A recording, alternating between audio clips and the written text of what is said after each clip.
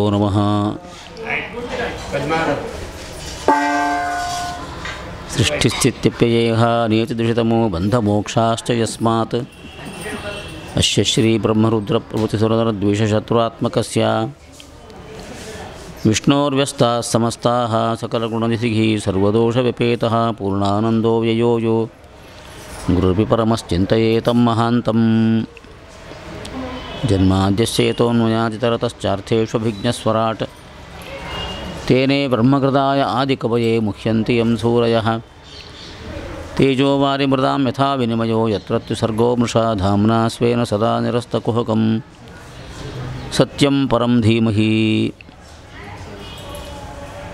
ನರಸಿಂಹೋऽಖಿಲಾಜ್ಞಾನಮತಧ್ವಾन्तದಿವಾಕರः ಜಯತ್ಯಮಿತಸಜ್ಞಾನಸುಖಶಕ್ತಿಪಯೋನಿಧಿः ಅಭ್ರಮಂ ಭಂಗರಹಿತಂ ಅಜಡಂ ವಿಮಲಂ ಸದಾ ಆನಂದತೀರ್ಥಮತುಲಂ ಭಜೆ ತಾಪತ್ರಯಾಪಹಂ. ತಪಸ್ವಾಧ್ಯಾಯ ಶುಶ್ರೂಷಾ ಕೃಷ್ಣಪೂಜಾರತಂ ಮುನಿಂ ವಿಶ್ವೇಶಮಿಶ್ರುತಂ ವಂದೇ ಪರಿವ್ರಾಟ್ ಚಕ್ರವರ್ತಿನಂ.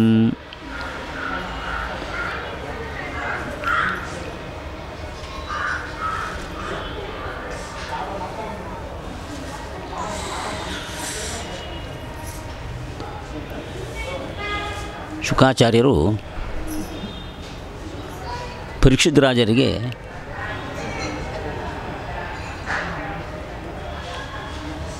ಬದುಕು ಸಾರ್ಥಕ ಆಗಲಿಕ್ಕೆ ಏನು ಕೇಳಬೇಕು ಅನ್ನೋ ಸುದ್ದಿ ಹೇಳಿದರು. ಯಚ್ಛ್ರೋತವ್ಯಂ, ಏನು ಕೇಳಬೇಕು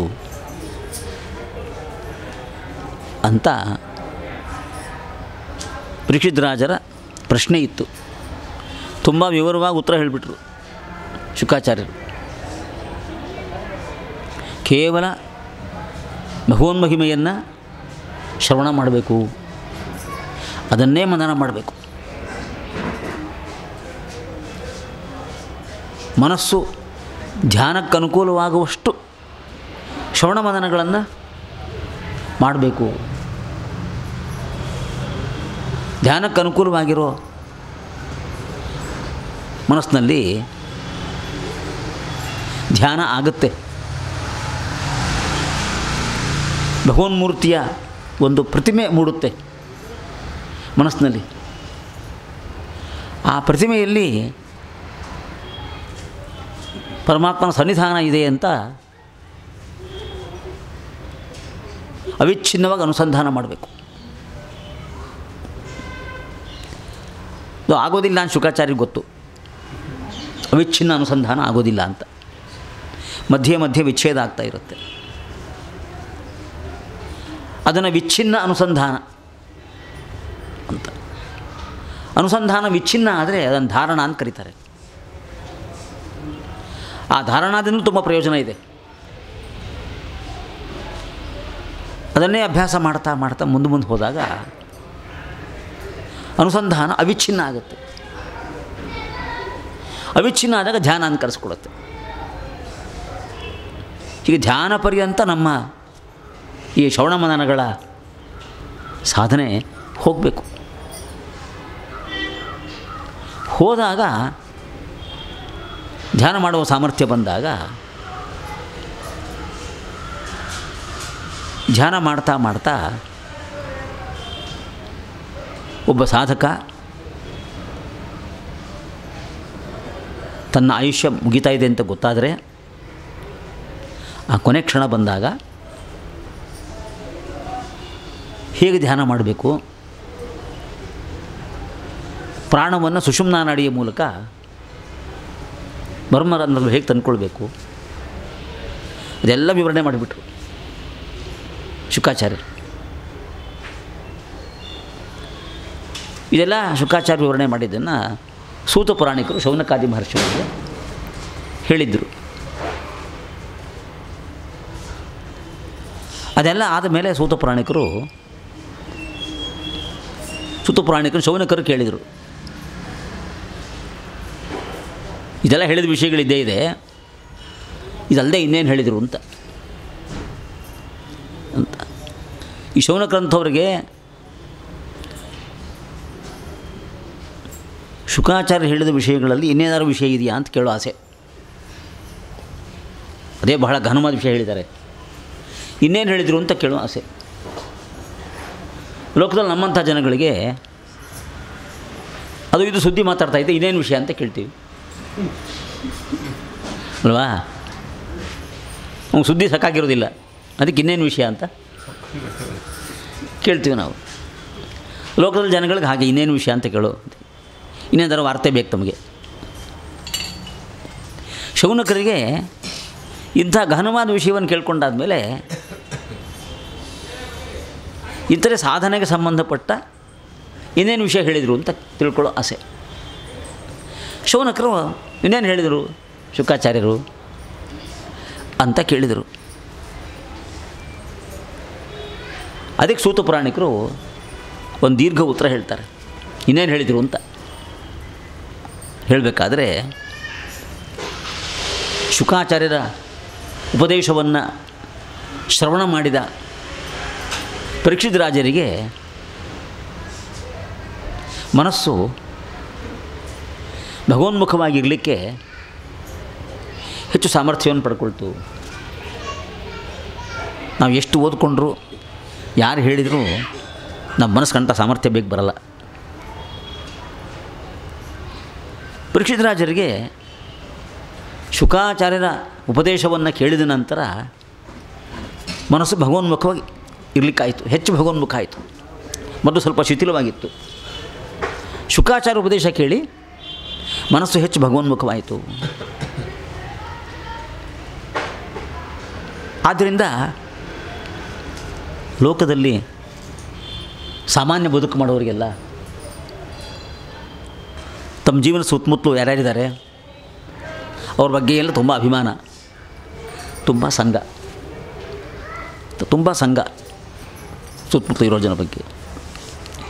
ಸುತ್ತಮುತ್ತಲು ಇರೋ ಜನದಲ್ಲಿ ಯಾರು ಆಗದೇ ಇದ್ದರೆ ಅವ್ರ ಬಗ್ಗೆ ಹೆಚ್ಚಿನ ಆಲೋಚನೆ ಬರ್ತಾ ಇರುತ್ತೆ.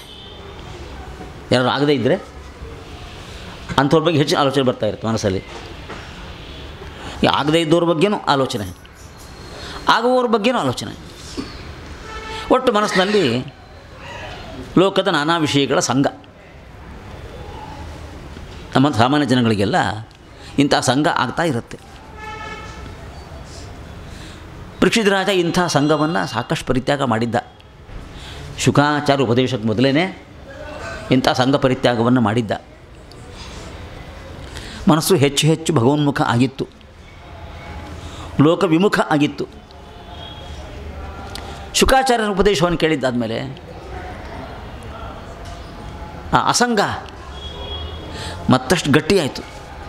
ಮೊದಲೇ ಅಸಂಗ ಆಗಿತ್ತು, ಮತ್ತಷ್ಟು ಗಟ್ಟಿಯಾಯಿತು. ಅಸಂಗ ಮತ್ತಷ್ಟು ಗಟ್ಟಿಯಾಯಿತು. ಹೀಗೆ ಶುಕಾಚಾರ್ಯರ ಪ್ರವಚನದ ಪ್ರಭಾವ ಹೀಗಿತ್ತು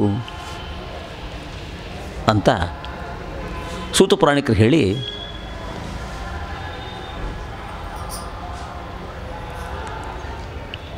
ಅವನಿಗೆ ಪರೀಕ್ಷಿತ ರಾಜರಿಗೆ ಗಂಗಾ ತೀರದಲ್ಲಿ ಪ್ರವೇಶ ಕುಳಿತುಕೊಂಡಿದ್ದಾರಲ್ಲ, ಆ ಪ್ರಾಯೋಪವೇಶ ಕುಳಿತುಕೊಂಡಾಗ ತನ್ನ ಅವಸಾನ ಹತ್ತಿರದಲ್ಲೇ ಇದೆ ಅಂತ ಗೊತ್ತಿದೆ ಅವರಿಗೆ. ಪರೀಕ್ಷಿತ ರಾಜರಿಗೆ ಗೊತ್ತಿದೆ ತನ್ನ ಅವಸಾನ ಹತ್ತಿರದಲ್ಲೇ ಇದೆ ಅಂತ ಗೊತ್ತಿದೆ. ಆ ಸನ್ನಿವೇಶದಲ್ಲಿ ಗೊತ್ತಿರೋ ಸನ್ನಿವೇಶದಲ್ಲಿ ಶುಕಾಚಾರ್ಯರ ಉಪದೇಶ ಒಂದಷ್ಟು ಆಗಿದೆ. ಇವಾಗ ಉಪದೇಶದ ಪ್ರಭಾವವೂ ಕೂಡ ಆಗಿದೆ. ಇವಾಗ ಉಪದೇಶದ ಪ್ರಭಾವದಿಂದ ವಾಸುದೇವಿ ಭಗವತಿ ಸ್ವಾತ್ಮಭಾವಂ ದೃಢಂ ಗತಃ. ಮೊದಲು ಇತ್ತು, ಇವಾಗ ದೃಢ ಆಯಿತು ಅಂತ. ಶ್ರೀಕೃಷ್ಣ ಪರಮಾತ್ಮ ವಾಸುದೇವ ಅವನಲ್ಲಿ ದೃಢವಾದ ಭಕ್ತಿ ಬಂತಂತೆ. ಈ ವೇದಾಂತ ಮಾರ್ಗದಲ್ಲಿ ಹೋಗೋರಿಗೆಲ್ಲ ಒಂದು ಉಪದೇಶ ಇದೆ. ಉಪದೇಶ ನಿತ್ಯಾನುಸಂಧಾನ ಹೇಗಿರಬೇಕು? ಮಮ ಸ್ವಾಮಿ ಹರಿರ್ ನಿತ್ಯಂ ಅಂತ. ಶ್ರೀಹರಿ ಯಾವಾಗಲೂ ನನಗೆ ನಿಯಾಮಕ, ಅಷ್ಟು ಅನುಸಂಧಾನ ಇರಬೇಕು ಅಂತ ನಮಗೆ ಉಪದೇಶ ಇದೆ. ಎಲ್ಲ ಪ್ರವಚನಕಾರರು ಹೇಳ್ತಾ ಇರ್ತಾರೆ ಅದನ್ನು ಅಲ್ವಾ? ಪರೀಕ್ಷಿತ ರಾಜನಿಗೆ ಈ ಪರವಿಪವೇಶ ಕೂತ್ಕೊಂಡಿರೋ ಸನ್ನಿವೇಶದಲ್ಲಿ ಶುಕಾಚಾರ ಉಪದೇಶವನ್ನು ಕೇಳಿರೋ ಹೆಚ್ಚಿನ ಸಂಸ್ಕಾರ ಸಂದರ್ಭದಲ್ಲಿ ಮಮ ಸ್ವಾಮಿ ಹರಿರ್ ನಿತ್ಯಂ ಅಂತ ಅನುಸಂಧಾನ ದೃಢ ಆಯ್ತಂತೆ. ಮೊದಲು ಸ್ವಲ್ಪ ಆಗಿದ್ದಿರಬಹುದು. ಈ ಹೊಸ ಸನ್ನಿವೇಶದಲ್ಲಿ ಅನುಸಂಧಾನ ದೃಢ ಆಯ್ತಂತೆ. ಜೊತೆಗೆ ಶ್ರೀಹರಿಯಲ್ಲಿ ಭಕ್ತಿ ಮೊದಲು ಇತ್ತು. ಇಂಥ ಸನ್ನಿವೇಶ ಬಂದಾಗ ಶುಕಾಚಾರ ಉಪದೇಶ ಕೇಳ್ಕೊಂಡ ನಂತರ ಭಕ್ತಿಯೂ ದೃಢ ಆಯಿತು. ಎರಡಂಶ, ನಮ್ಮ ಸ್ವಾಮಿ ಹರಿ ನಿತ್ಯಂ ಅನುಸಂಧಾನ ಅದು ದೃಢ ಆಯಿತು. ಶ್ರೀಹರಿಯಲ್ಲಿ ಭಕ್ತಿಯೂ ಕೂಡ ದೃಢ ಆಯಿತು. ಸ್ವಾತ್ಮಭಾವಂ ದೃಢಂ ಗತಃ. ಇಂಥ ಪರೀಕ್ಷಿತ್ ರಾಜ, ಇಂಥ ಮನಸ್ಸಲ್ಲಿರ್ತಕ್ಕಂಥ ಪರೀಕ್ಷಿತ್ ರಾಜ ಶುಕಾಚಾರ್ಯರು ಮತ್ತಷ್ಟು ಉಪದೇಶ ಮಾಡಲಿ ಅಂತ ಅಪೇಕ್ಷೆ ಇದೆ ಅಂತ ಅವನಿಗೆ. ಈ ಸ್ಥಿತಿಯಲ್ಲಿ ನಾವೆಲ್ಲ ಓದಿದ್ದಾಯಿತು, ಇನ್ನೇನು ಓದಬೇಕಾಗಿಲ್ಲ, ಕೇಳಿದ್ದಾಯಿತು ಕೇಳಬೇಕಾಗಿಲ್ಲ ಅಂತ ನಾವೆಲ್ಲ ಅನ್ಕೋತೀವಲ್ವ. ಪರೀಕ್ಷಿತ್ ರಾಜರಿಗೆ ಇಂಥ ಉನ್ನತ ಸ್ಥಿತಿಗೆ ಬಂದಾಗಲೂ ಕೂಡ ಶುಕಾಚಾರ್ಯ ಮಹಾಜ್ಞಾನಿಗಳು ಅವರಿಂದ ಮತ್ತಷ್ಟು ವಿಷಯವನ್ನು ತಿಳ್ಕೊಳ್ಬೇಕು ಅಂತ ಆ ಸಂದರ್ಭದಲ್ಲಿ ಅಪೇಕ್ಷೆ ಇದೆ ಅವನಿಗೆ. ಆ ಅಪೇಕ್ಷೆಗೆ ತಕ್ಕಂತೆ ಪರೀಕ್ಷಿತ್ ರಾಜರು ಶುಕಾಚಾರ್ಯನ ಕೇಳ್ತಾರೆ. ಒಂದು ಪ್ರಾರ್ಥನೆ ಅದು. ಶ್ರೀಹರಿ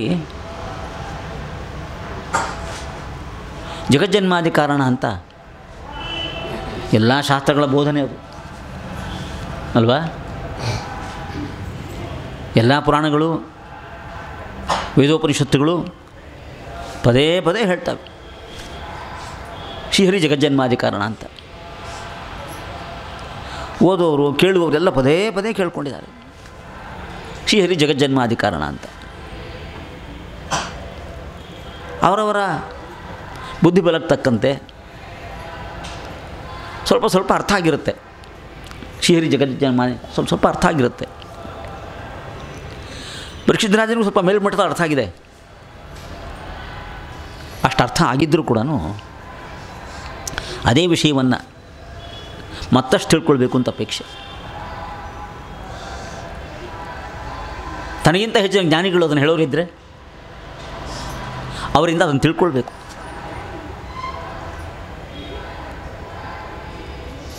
ತುಂಬ ಸುಲಭವಾದ ವಿಷಯ ಅಲ್ಲ ಜಗಜ್ಜನ್ಮಾದಿ ಕಾರಣ ಅನ್ನೋ ವಿಷಯ. ಸೃಷ್ಟಿಸ್ಥಿತಿ ಸಂಹಾರ ನಿಯಮನ ಜ್ಞಾನ ಅಜ್ಞಾನ ಬಂಧ ಮೋಕ್ಷ ಈ ಜಗತ್ತಿಗೆ ಈ 8 ನಡೆಸುವವನು ಅಂತ ಜಗಜ್ಜನ್ಮಾದಿ ಕಾರಣ ಅಂದರೆ. ಶಬ್ದ ಮಾತ್ರ ಕೇಳ್ಕೊಂಡಿರ್ತೀವಷ್ಟೇ. ಒಂದೊಂದನ್ನೇ ವಿಶ್ಲೇಷಣೆ ಮಾಡಲಿಕ್ಕೆ ಹೋದರೆ ಬೇಗ ಅರ್ಥ ಆಗೋದಿಲ್ಲ. ತುಂಬ ಸುಲಭದ ವಿಷಯ ಅಲ್ಲ ಅದು.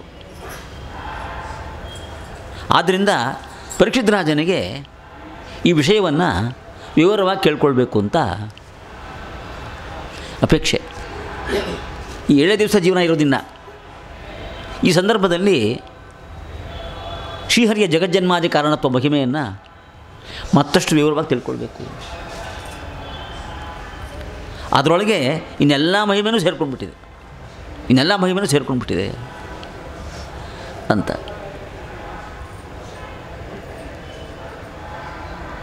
ಕಾಳಿಯನಾಗನ ಸಂಹಾರ ಮಾಡಿದ ಶ್ರೀಕೃಷ್ಣ, ದಶಮಸ್ಕಂದದ ವೃತ್ತಾಂತ ಅದು. ಸಂಹಾರ ಮಾಡಿದ್ದರಿಂದ ದುಷ್ಟ ನಿಗ್ರಹ ಆಯಿತು, ಸಜ್ಜನ ಪಾಲನೆ ಆಯಿತು. ಅದು ಈ ಜಗಜ್ಜನ್ಮಾದಿ ಕಾರಣ ಅನ್ನೋ ಮಾತಲ್ಲಿ ಸೇರಿಕೊಂಡಿದೆ ಅಲ್ವಾ. ಜಗಜ್ಜನ್ಮಾದಿ ಕಾರಣ ಅನ್ನೋ ಮಾತಿನಲ್ಲಿ ಇಂಥದ್ದೆಲ್ಲ ಸೇರ್ಕೊಂಡ್ಬಿಟ್ಟಿದೆ. ಯಾವುದೇ ಘಟನೆ ಹೇಳಿದರೆ ಆ ಘಟನೆ ಇದರೊಳಗೆ ಸೇರಿಕೊಂಡಿರುತ್ತೆ. ಸೃಷ್ಟಿಸ್ಥಿತಿ ಸಂಹಾರ ನಿಯಮನ ಜ್ಞಾನ ಅಜ್ಞಾನ ಬಂಧ ಮೋಕ್ಷ ಇದರೊಳಗೆ ಸೇರಿಕೊಂಡಿರುತ್ತೆ. ಎಷ್ಟು ವಿಧವಾಗಿದೆಯೋ ಅದು. ಯಾರು ಎಷ್ಟು ವಿವರಣೆ ಮಾಡಿದರೂ ಕೂಡ ಇನ್ನೂ ಉಳಿದಿರುತ್ತೆ. ಇನ್ನೂ ಸರಿಯಾಗಿ ಹೇಳಿಲ್ಲ, ಸರಿಯಾಗಿ ಅರ್ಥ ಆಗಿಲ್ಲ ಅಂತ ಇನ್ನೂ ಉಳಿದಿರುತ್ತೆ ಅಂತಹ ಸ್ಥಿತಿ ಅದು. ಅದಕ್ಕೆ ಪರೀಕ್ಷಿತ್ ರಾಜರಿಗೆ ಇಷ್ಟು ಉನ್ನತ ಸ್ಥಿತಿಯಲ್ಲಿದ್ದಾಗ ಶುಕಾಚಾರ್ಯರು ಮಹಾಜ್ಞಾನಿಗಳು, ಅವರಿಂದ ಶ್ರೀಹರಿಯ ಜಗಜ್ಜನ್ಮಾದಿ ಕಾರಣತ್ವ ಅಂತ ಕೇಳಿ ತಿಳ್ಕೊಳ್ಬೇಕು ಅಂತ ಅಪೇಕ್ಷೆ. ದಾಸರ ಹಾಡನ್ನು ಹಾಡ್ತಾ ಇರ್ತಾರೆ. ಹರಿವಾರ್ತೆಯ ಕೇಳೋ, ಕೇಳಿದ್ದೇ ಕೇಳೋ ಅಂತ ಹಾಡ್ತಿರ್ತಾರಲ್ವ. ಜಗಜ್ಜನ್ಮಾದಿ ಕಾರಣತ್ವ ಹರಿವಾರ್ತೆ ಎಷ್ಟೋ ಸಲ ಹೇಳಿರ್ತಾರೆ, ಎಷ್ಟೋ ಸಲ ಕೇಳಿರ್ತಾರೆ. ಕೇಳಿದ್ದೇ ಕೇಳು, ಮತ್ತು ಅದನ್ನೇ ಕೇಳ್ಕೋಬೇಕು. ಯಾರೋ ದೊಡ್ಡ ಜ್ಞಾನಿಗಳು ಹೇಳಿದ್ರೆ ಮತ್ತೊಮ್ಮೆ ಕೇಳ್ಕೊಂಡಾಗ ಮೊದಲು ಗೊತ್ತಾಗದೇ ಇರೋ ಇನ್ನೊಂದು ಅರ್ಥ ಗೊತ್ತಾಗತ್ತೆ, ಏನೋ ಒಂದು ವಿಷಯ ಗೊತ್ತಾಗುತ್ತೆ. ಅದೇ ಕೇಳಿದ್ದೇ ಕೇಳು ಅಂತ ಇರೋದು. ಪರೀಕ್ಷಿತ ರಾಜರಿಗೆ ಅಂಥ ಮನಸ್ಸಿದೆ, ಕೇಳಿದ್ದನ್ನೇ ಕೇಳಿಕ್ಕೆ ಮನಸ್ಸಿದೆ. ಅದಕ್ಕೆ ಜಗಜ್ಜನ್ಮಾದಿ ಕಾರಣತ್ವವನ್ನು ಕುರಿತು ವಿವರಣೆ ಮಾಡಿ ಅಂತ ಪರೀಕ್ಷಿತ ರಾಜರು ಶುಕಾಚಾರ್ಯನ ಕೇಳ್ತಾರೆ. ಅವರ ಪ್ರಾರ್ಥನೆಯ ಕೊನೆಯಲ್ಲಿ ಒಂದು ಮಾತು ಹೇಳ್ತಾರೆ. ಶಬ್ದಬ್ರಹ್ಮಣಿ ನಿಷ್ಣಾತಃ ಪರಸ್ಮಿಂಶ್ಚ ಭವಾನ್ ಖಲು ಅಂತ ಶುಕಾಚಾರ್ಯರಿಗೆ ಅನ್ವಯ ಮಾಡಿ ಹೇಳೋ ಮಾತಿದು. ಶುಕಾಚಾರ್ಯರಿಗೆ ಸಕಲ ಶಾಸ್ತ್ರಗಳು ತುಂಬ ಚೆನ್ನಾಗಿ ಗೊತ್ತಾಗಿದೆ ಅಂತ. ನಿಷ್ಣಾತರು, ಸಕಲ ಶಾಸ್ತ್ರಗಳಲ್ಲಿ ನಿಷ್ಣಾತರು. ನಮ್ಗೆ ಆ ಶಬ್ದ ಗೊತ್ತಿರೋ ನಿಷ್ಣಾತರು ಅಲ್ವಾ ಅಂತ, ತುಂಬ ಚೆನ್ನಾಗಿ ಗೊತ್ತಿರೋರು ಅಂತ ಅರ್ಥ ನಿಷ್ಣಾತರು ಅಂದರೆ. ಸಂಸ್ಕೃತ ಭಾಷೆಯ ಮೂಲಕ್ಕೆ ಹೋದರೆ ತುಂಬ ಸ್ನಾನ ಮಾಡಿದವರು ಅಂತ ಅರ್ಥ. ನಿಷ್ಣಾತರು ಅಂದರೆ ತುಂಬ ಸ್ನಾನ ಮಾಡಿದವರು ಅಂತ ಅರ್ಥ. ಶಾಸ್ತ್ರರಾಶಿಯಲ್ಲಿ ತುಂಬ ಸ್ನಾನ ಮಾಡಿದವರು ಶುಕಾಚಾರ್ಯರು. ಅದು ಶಬ್ದದ ಮೂಲ ಅರ್ಥ. ಅದರ ಅಭಿಪ್ರಾಯ ಎಲ್ಲ ಗೊತ್ತಿದೆ ಅಂತ ಅರ್ಥ. ಸಕಲ ಶಾಸ್ತ್ರಗಳ ಎಲ್ಲ ಅಭಿಪ್ರಾಯಗಳು ನಿಮಗೆ ಚೆನ್ನಾಗಿ ಗೊತ್ತಿದೆ. ಶಬ್ದ ಬ್ರಹ್ಮಣಿ ನಿಷ್ಣಾತಃ. ಕೆಲವರಿಗೆ ನಾನಾ ಗ್ರಂಥಗಳ ಅಧ್ಯಯನ, ಅಲ್ಲಿರ್ತಕ್ಕಂಥ ವಿಷಯಗಳ ಪರಿಜ್ಞಾನ ತುಂಬ ಚೆನ್ನಾಗಿರುತ್ತೆ. ಅಷ್ಟು ಚೆನ್ನಾಗಿದ್ದರೂ ಕೂಡ ದೇವ್ರ ಕಡೆ ಮನಸ್ಸು ಹೋಗಿರಲ್ಲ. ದೇವ್ರ ಕಡೆ ಮನಸ್ಸು ಹೋಗಿರಲ್ಲ. ಇದನ್ನು ಲೋಕವನ್ನು ನೋಡಿ ನೋಡಿ ಕಲಿತುಕೊಳ್ಬೇಕು. ತುಂಬ ಒಳ್ಳೆಯ ವಿದ್ವಾಂಸ ಆಗಿರ್ತಾರೆ, ದೇವ್ರ ಕಡೆ ಮನಸ್ಸು ಹೋಗಿರಲ್ಲ. ಎಷ್ಟೋ ಜನ ಇರ್ತಾರೆ ಅಂಥ ವಿದ್ವಾಂಸರು. ಅಂದರೆ ಶಬ್ದರಾಶಿಯಲ್ಲಿ ನಿಷ್ಣಾತರು, ಶಾಸ್ತ್ರ ಸಾಹಿತ್ಯ ನಿಷ್ಣಾತರು. ಪರಬ್ರಹ್ಮನಲ್ಲಿ ಏನೂ ಇಲ್ಲ, ಪರಬ್ರಹ್ಮದಲ್ಲಿ ಏನೂ ಇಲ್ಲ ಅಂಥವ್ರು ಎಷ್ಟೋ ಜನ ಇರ್ತಾರೆ. ಅಂಥದ್ದನ್ನು ಗಮನಿಸ್ಕೊಂಡಿದ್ದಾನೆ ಪರೀಕ್ಷಿತ ರಾಜ.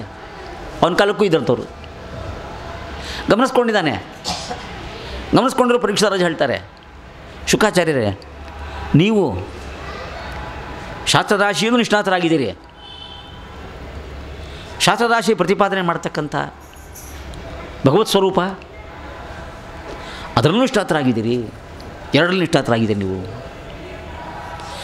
ಶಬ್ದಬ್ರಹ್ಮಣಿ ನಿಷ್ಣಾತಃ ಪರಸ್ಮಿಂಶ್ಚ ಭವಾನ್ ಖಲು. ಪರಬ್ರಹ್ಮನಲ್ಲೂ ನಿಷ್ಣಾತರಾಗಿದ್ದೀರಿ. ಅವನ ಕಡೆ ನಿಮ್ಮ ಪ್ರವೃತ್ತಿ ತುಂಬ ಚೆನ್ನಾಗಿದೆ. ಅವನ ಕಡೆ ನಿಮ್ಮ ಪ್ರವೃತ್ತಿ ತುಂಬ ಚೆನ್ನಾಗಿದೆ ಅಂತ. ಆ ಶಬ್ದ ಅಷ್ಟೇ, ಅದನ್ನು ಬಹಳ ವಿವರಣೆ ಮಾಡಲಿಕ್ಕೆ ಬರಲ್ಲ. ತುಂಬ ಚೆನ್ನಾಗಿದೆ. ಪರಸ್ಮಿಂಶ್ಚ ಭವಾನ್ ಖಲು. ಇಂಥ ಮಹಾಮಹಿಮರು ನೀವು ಶ್ರೀಹರಿಯ ಜಗಜ್ಜನ್ಮಾದಿ ಕಾರಣತ್ವ ಮಹಿಮೆಯನ್ನು ದಯವಿಟ್ಟು ಹೇಳಿ ಅಂತ ಪರೀಕ್ಷಿತ ರಾಜ ಕೇಳ್ಕೊಂಡಿದ್ದಾರೆ. ಶುಕಾಚಾರ್ಯ ಹೇಳಲಿಕ್ಕೆ ಶುರು ಮಾಡ್ತಾರೆ. ಭಾಗವತ ಶುರುವಾಗೋದು ಇಲ್ಲಿಂದ. ಇವಾಗ ಇಲ್ಲಿವರೆಗೂ ಭಾಗವತದ ಪ್ರಸ್ತಾವನೆ ಅಷ್ಟೇ, ಇಂಟ್ರೊಡಕ್ಷನ್ ಅಷ್ಟೇ ಇಲ್ಲಿವರೆಗೂ. ಇನ್ಮೇಲೆ ಭಾಗವತ ಶುರುವಾಗುತ್ತೆ. ಶುಕಾಚಾರ್ಯ ಹೇಳೋ ಭಾಗವತ. ಶುಕಾಚಾರ್ಯ ಭಾಗವತ ಹೇಳಬೇಕಾದ್ರೆ ತುಂಬ ಮಂಗಳಾಚರಣೆ ಮಾಡ್ತಾರೆ. ಒಂದು 15-20 ಶ್ಲೋಕ ಇದೆ ಮಂಗಳಾಚರಣೆ. ಅಷ್ಟು ಹೇಳ್ಬಿಡ್ತಾರೆ ಮಂಗಳಾಚರಣೆ. ಅದರ ಅರ್ಥಗಳನ್ನೆಲ್ಲ ಅನುಸಂಧಾನ ಮಾಡಿಕೊಳ್ಬೇಕು. ಆ ಮಂಗಳಾಚರಣೆ ಶ್ಲೋಕದಲ್ಲಿ ಏನೇನಿದೆ ಅಂತ. ಮೊದಲನೇ ಶ್ಲೋಕ, ನಮಃ ಪರಸ್ಮೈ ಪುರುಷಾಯ ಭೂಯಸೆ ಸುರುದ್ಭವ ಸ್ಥಾನ ನಿರೋಧ ಲೀಲಯ ಗೃಹೀತ ಶಕ್ತಿ ತೃತೀಯಾಯ ದೇಹಿನಾಂ ಅಂತರ್ಧ್ರುವಾಯ ಅನುಪಲಭ್ಯ ವರ್ತಮನೆ. ಸಾರೋದ್ಧಾರಕರು ಇದನ್ನು ತೊಗೊಂಡಿದ್ದಾರೆ. ಸಾರೋದ್ಧಾರಕರು ಆರಂಭದಲ್ಲೇ ಇದನ್ನು ಹಾಕ್ಕೊಂಡಿದ್ದಾರೆ. ಯಾಕಂದರೆ ಭಾಗವತ ಆರಂಭ ಆಗೋದು ಇಲ್ಲಿಂದ. ಸಾರೋದ್ಧಾರಕ ಅದಕ್ಕೆ ಇದನ್ನು ತೊಗೊಂಡಿದ್ದಾರೆ, ಈ ಶ್ಲೋಕವನ್ನು ಮೊದಲು. ಅದರ ಅರ್ಥ ಪರಮಪುರುಷ, ಪೂರ್ಣಪುರುಷ, ಅವನಿಗೆ ನಮಸ್ಕಾರ ಅಂತ. ಪರಮಪುರುಷ, ಪೂರ್ಣಪುರುಷ, ಅವನಿಗೆ ನಮಸ್ಕಾರ ಅಂತ.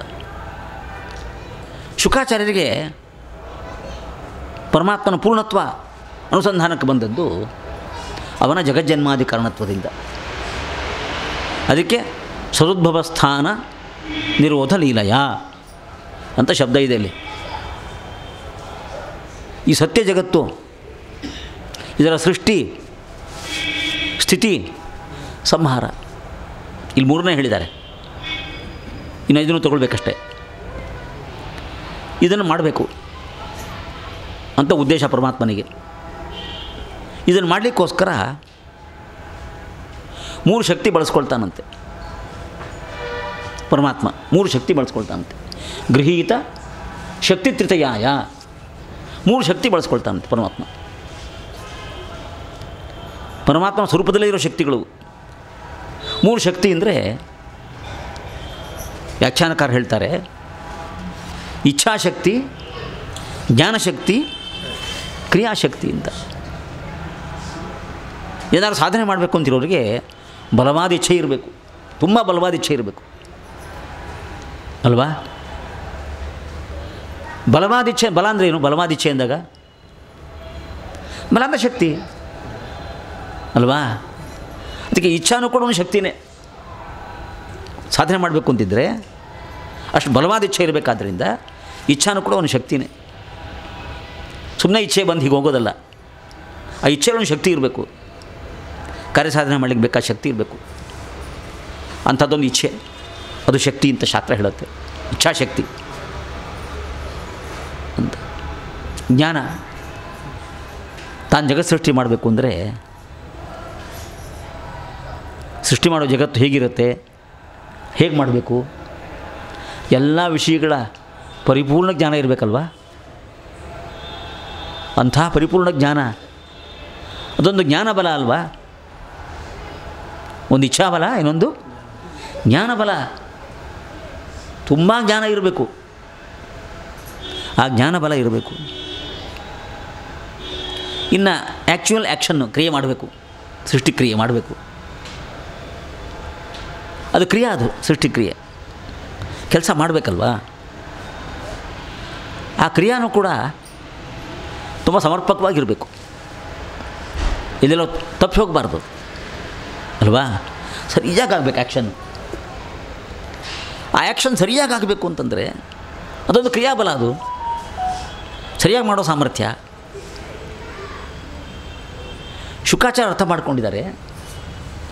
ಜಗತ್ತಿನ ಸೃಷ್ಟಿ ಸ್ಥಿತಿ ಸಂಹಾರಾದಿಗಳನ್ನ ಮಾಡುವ ಪರಮಾತ್ಮನಿಗೆ ಇಚ್ಛಾಶಕ್ತಿ, ಜ್ಞಾನಶಕ್ತಿ, ಕ್ರಿಯಾಶಕ್ತಿ ಮೂರು ಕೂಡ ಪರಿಪೂರ್ಣವಾಗಿದೆ. ಪರಮಾತ್ಮನ ಜಗಜ್ಜನ್ಮಾದಿ ಕಾಣುತ್ತೋ ಮಹಿಮೆಯನ್ನು ಮತ್ತಷ್ಟು ಕೇಳಿದ್ದಕ್ಕೆ ಅದರ ಡೀಟೇಲ್ಸು, ಅದರ ವಿವರಣೆ ಹೇಳಬೇಕಾ, ಇವನ್ನ ಪ್ರಸ್ತಾಪ ಮಾಡಬೇಕಾಯಿತು. ಅವನ ಇಚ್ಛಾಶಕ್ತಿ, ಅವನ ಜ್ಞಾನಶಕ್ತಿ, ಅವನ ಕ್ರಿಯಾಶಕ್ತಿ, ಅವು ಮೂರು ಶಕ್ತಿಯನ್ನು ಉಪಯೋಗ ಮಾಡ್ಕೊಳ್ತಾನೆ ಅವನು. ಅವನಲ್ಲೇ ಇದೆ, ಅದನ್ನು ಉಪಯೋಗ ಮಾಡ್ಕೊಳ್ತಾನೆ ಅಂತ. ಇದನ್ನು ಉಪಯೋಗ ಮಾಡ್ಕೊಂಡು ಸೃಷ್ಟಿ ಮಾಡ್ತಾನಲ್ಲ, ಸೃಷ್ಟಿ ಸ್ಥಿತಿ ಸಂಹಾರ ಇತ್ಯಾದಿಗಳನ್ನು ಮಾಡ್ತಾನಲ್ಲ, ಮಾಡುವ ಕೆಲಸ ಇದೆಯಲ್ಲ, ಅದರಿಂದ ಅವನಿಗೇನು ಆಯಾಸ ಇಲ್ಲ, ಏನೇನೇನು ಆಯಾಸ ಇಲ್ಲ. ಅದಕ್ಕೆ ಅದನ್ನು ಲೀಲಾ ಅಂತ ಕರೆದು ಬಿಡ್ತಾರೆ. ಲೀಲಾ ಅಂದರೆ ಆಟ ಅಲ್ವಾ?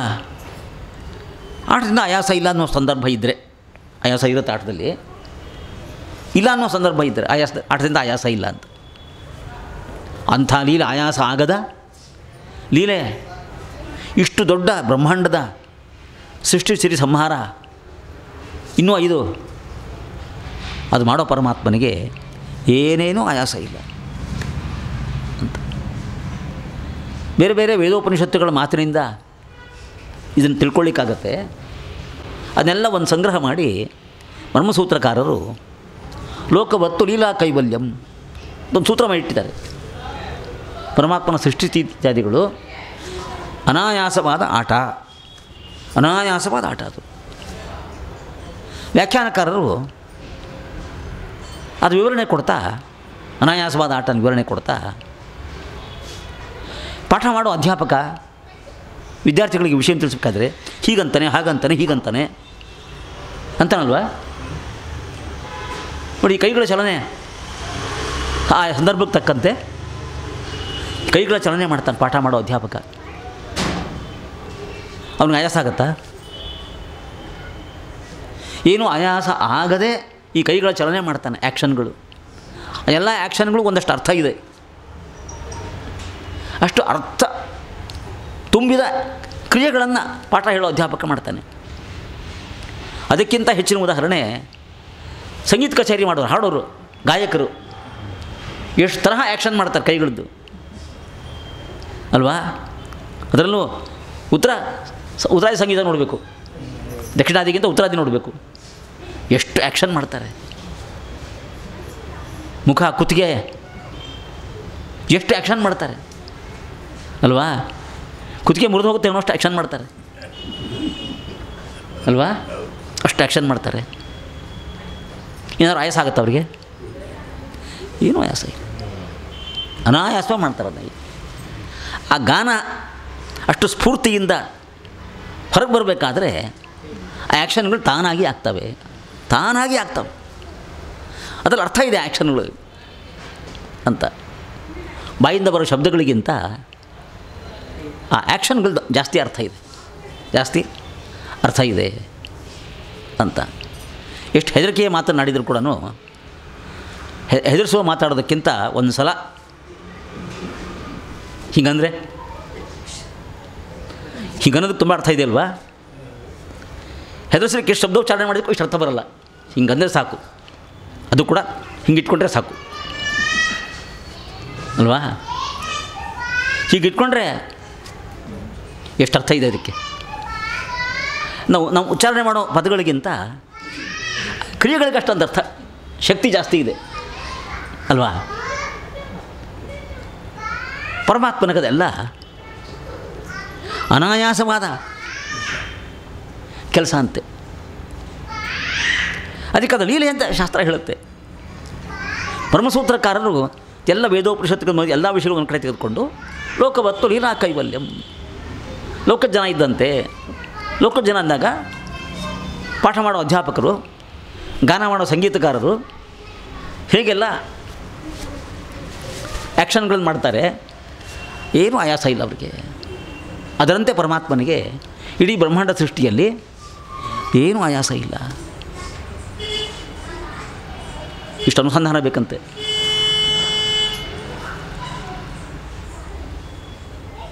ಎಲ್ಲ ದೇಹಧಾರಿಗಳ ಅಂದರೆ ಆತ್ಮಗಳ ದೇಹದೊಳಗೆ ಆತ್ಮ, ಅದಕ್ಕೆ ಆತ್ಮನಿಗೆ ದೇಹಿ ಅಂತ ಹೆಸರು. ಈ ಆತ್ಮಗಳ ಒಳಗೆ ನಿಯಾಮಕನಾಗಿ ಪರಮಾತ್ಮ ಇದ್ದಾನೆ. ದೇಹಿನಾಂ ಅಂತರ್ಧ್ರುಮಾಯ. ನಮಗೆಲ್ಲ ಬರೀ ಶಬ್ದ ಅಷ್ಟೇ. ಶುಕಾಚಾರ್ಯ ಚೆನ್ನಾಗಿ ಅರ್ಥ ಆಗುತ್ತದು. ಎಲ್ಲ ಆತ್ಮಗಳ ಒಳಗೆ ನಿಯಾಮಕನಾಗಿ ಸ್ಥಿರವಾಗಿದ್ದಾನೆ. ದೇಹಿನಾಂ ಅಂತರ್ಧ್ರುಮಾಯ ಅನುಪಲಭ್ಯ ವರ್ತಮನೆ. ಇಷ್ಟೆಲ್ಲ ವಿವರಣೆ ಮಾಡಿದರೂ ಕೂಡ ಜಗಜ್ಜನ್ಮಾದಿ ಕಾರಣ, ಪರತತ್ವ, ಅಂತರ್ಯಾಮಿ ಏನು ವಿವರಣೆ ಮಾಡಿದರೂ ಕೂಡ ಸರಿಯಾಗಿ ಅರ್ಥ ಆಗಲ್ಲ. ಎಷ್ಟು ಹೇಳಿದ್ರು ಕೂಡ ಸರಿಯಾಗಿ ಅರ್ಥ ಆಗೋದಿಲ್ಲ ಅಂತ. ಯಥೋ ವಾಚೋ ನಿವರ್ತಂತೆ ಅಪ್ರಾಪ್ಯ ಮನಸಾ ಸಹ. ಎಷ್ಟು ಶಬ್ದ ಬಳಕೆ ಮಾಡಿದರೂ ಕೂಡ ಸರಿಯಾಗಿ ಅರ್ಥ ಆಗೋದಿಲ್ಲ. ಅಂಥ ಪರಮಾತ್ಮನಿಗೆ ನಮಸ್ಕಾರ ಅಂತ ಶುಕಾಚಾರ್ಯರು ಎಷ್ಟು ಅರ್ಥಾನುಸಂಧಾನ ಇಟ್ಕೊಂಡು ಇಂಥ ನಮಸ್ಕಾರ ಹೇಳಿದರು. ನಮಗೇನು ಅಷ್ಟು ಅರ್ಥಾನುಸಂಧಾನ ಆಗೋದಿಲ್ಲ ಇಲ್ಲಿ ಶ್ಲೋಕದಲ್ಲಿ ಪದಗಳಿದ್ದಾವೆ, ನಮಗೆ ಗೊತ್ತಿದ್ದಷ್ಟು ಹೇಳಬೇಕಷ್ಟೆ. ಅವ್ರಿಗಾಗಿ ಅನುಸಂಧಾನ ನಮ್ಗೆ ಖಂಡಿತ ಆಗೋದಿಲ್ಲ. ಮುಂದುವರೆದು ಭೂಯೋ ನಮಃ ಸದ್ವೃಜಿನಚ್ಛಿದೇ ಸತಾಂ ಅಸಂಭವಾಯ ಅಖಿಲ ಸತ್ವಮೂರ್ತಯೇ ಪುಂಸಾಂ ಪುನಃ ಪಾರಮಹಂಸ್ಯ ಆಶ್ರಮೇ ವ್ಯವಸ್ಥಿತಾನಾಂ ಅನುಮೃಗ್ಯ ದಾಶುಷೆ. ಇಂಥ ಪರಮಾತ್ಮ ವರ್ಣನೆ ಇದು ಅಂತ ಆರಂಭದಲ್ಲಿ ಭೂಯೋ ನಮಃ ವಿರುದ್ಧ ನಮಸ್ಕಾರ ಹೇಳಿದ್ದಾರೆ. ಪುನಃ ನಮಸ್ಕಾರ ಅಂತ ಅವರ ಅನುಸಂಧಾನ, ಪುನಃ ನಮಸ್ಕಾರ ಅಂತ. ಆ ಪುನಃ ನಮಸ್ಕಾರ ಹೇಳುವಾಗ ಏನು ಅನುಸಂಧಾನ? ಈ ಶ್ರೀಹರಿ ಸದ್ವೃಜಿನಚ್ಛಿದೆ, ಸಜ್ಜನರ ಪಾಪಗಳನ್ನು ಕತ್ತರಿಸ್ತಾನೆ, ಪರಿಹಾರ ಮಾಡ್ತಾನೆ. ಸಜ್ಜನರ ಪಾಪಗಳನ್ನು, ಸಜ್ಜನರೂ ಪಾಪಗಳನ್ನು ಮಾಡಿಬಿಡ್ತಾರೆ. ಮಾಡಿದ್ದಾದಮೇಲೆ ಸಜ್ಜನರಿಗೆ ತಾಪ ಆಗುತ್ತೆ, ನನ್ನಿಂದ ಇಂಥ ತಪ್ಪುಗಳು ಆಗಿಬಿಟ್ಟಿದ್ದಾವೆ ಅಂತ ತಾಪ ಆಗುತ್ತೆ. ತಾಪ ಆದಾಗ ಮಾನಸಿಕವಾಗಿ ಪರಮಾತ್ಮಗೆ ಶರಣಾಗ್ತಾರೆ. ತಪ್ಪಾಯಿತು ಅಂತ ಹೇಳ್ಕೊಳ್ತಾರೆ ಅಲ್ವಾ? ಅಪರಾಧ ಸಹಸ್ರಾಣಿ ಕ್ರಿಯಂತೆ ಹರನಿಶಮ್ಮಯ ಅಲ್ವಾ? ತಾನೇ ಸರ್ವಾಣಿ ಮೇದೇವ ಕ್ಷಮಸ್ವ ಪುರುಷೋತ್ತಮ ಅಂತ ದೇವೇಂದ್ರ ಹೇಳ್ಕೊಂಡಂತೆ ಪರಜಾತ ಹರಣ ಪ್ರಸಂಗದಲ್ಲಿ ಕ್ಷಮಿಸು ಅಂತ ಕೇಳ್ಕೊಂಡಂತೆ ದೇವೇಂದ್ರ ಶ್ರೀಕೃಷ್ಣನನ್ನು ತಪ್ಪಾಯಿತು ಅಂತ ಅಲ್ವಾ? ನಮಸ್ತೆ ದೇವದೇವೇಶ ಪುಂಡರೀಕಾಕ್ಷ ಮಾಧವ ಕ್ಷಮಸ್ವ ಮತ್ಕೃತಂ ವಿಶ್ವಂ ಅಪರಾಧಂ ಜಗತ್ಪತೆ ಅಂತ ಇಂದ್ರ ಹೇಳಿದ ಮಾತು ಭಾಗವತಲ್ಲಿದೆ. ಇದು ಕೃಷ್ಣ ಸತ್ಯಭಾಮೆಯ ಜೊತೆ ಯುದ್ಧ ಮಾಡಲಿಕ್ಕೆ ಹೋದ್ರಲ್ಲ, ಆಮೇಲೆ ಗೊತ್ತಾಯ್ತು ಅಂತ ಅಪರಾಧ ಅಂತ.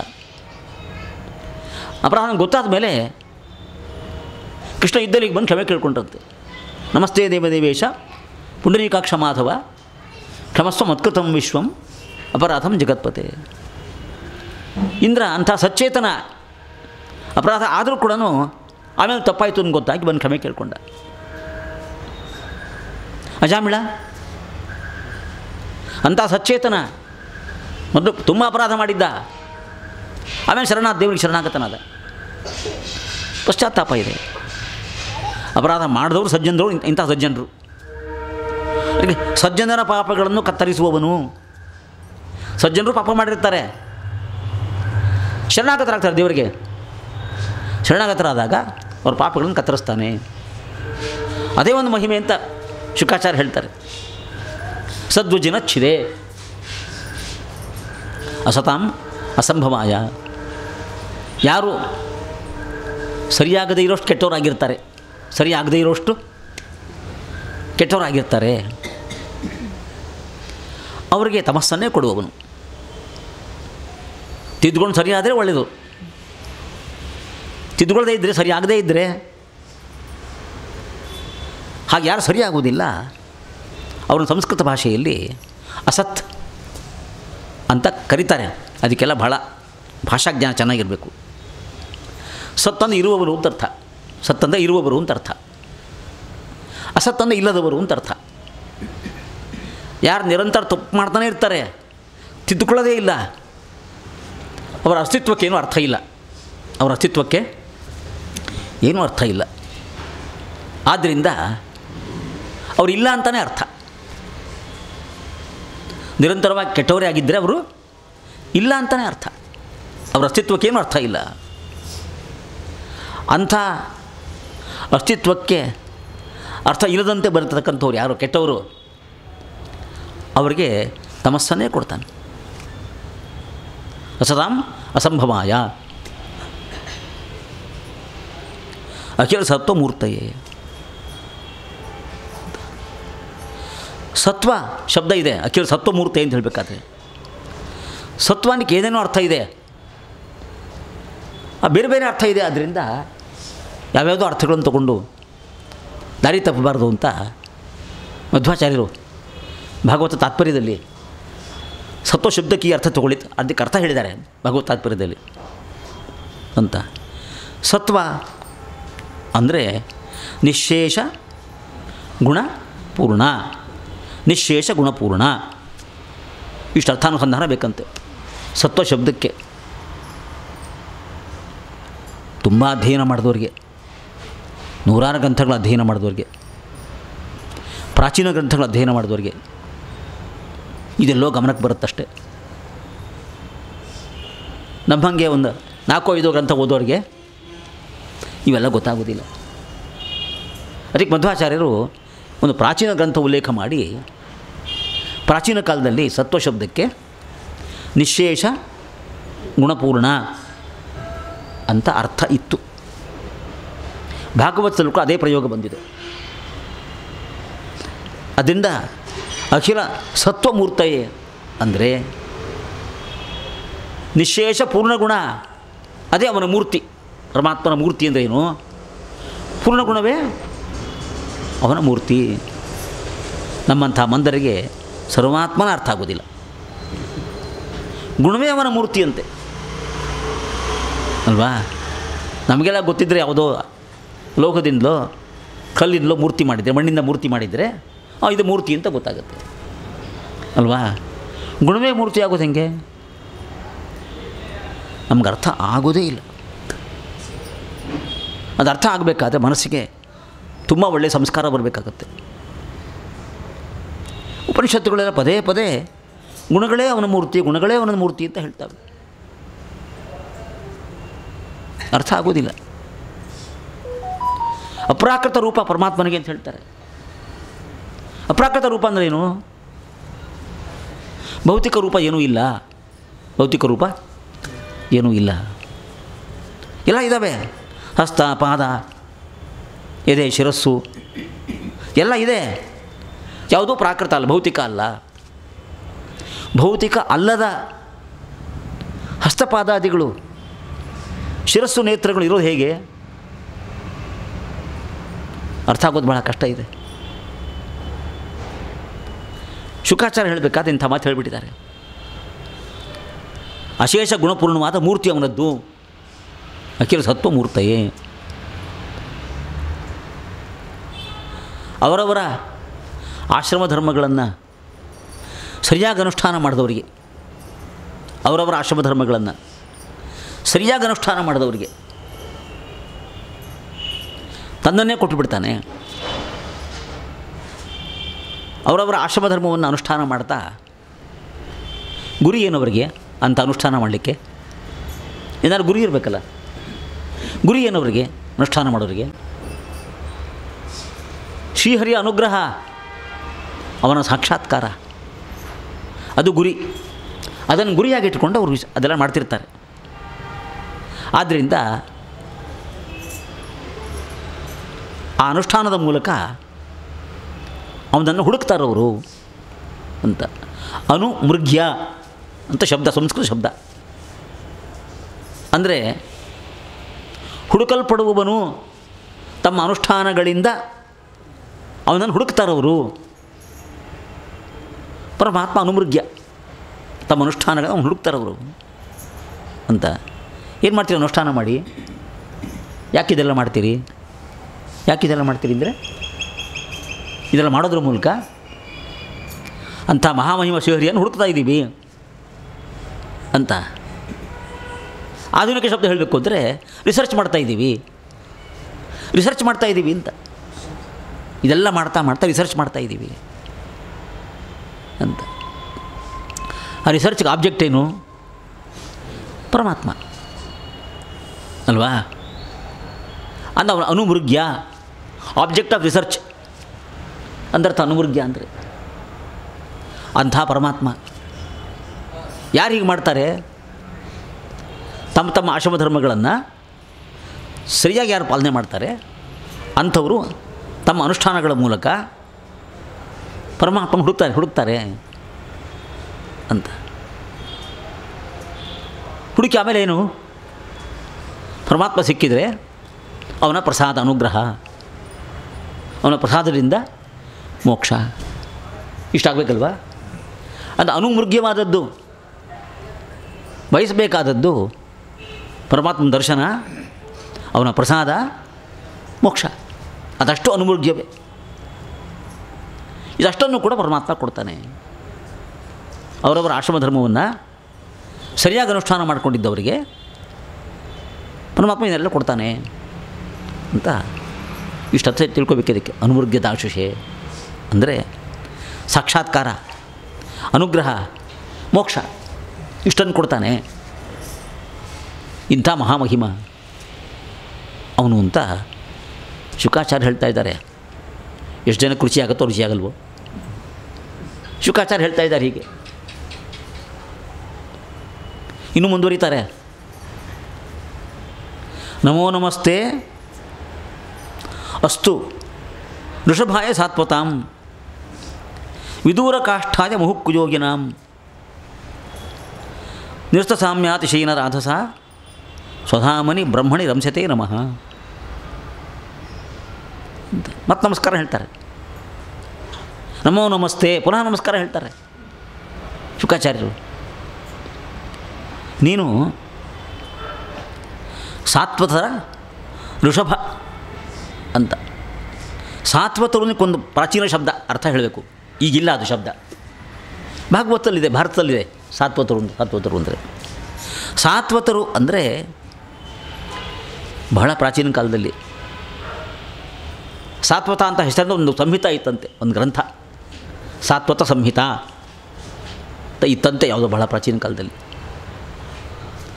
ಅಲ್ಲಿ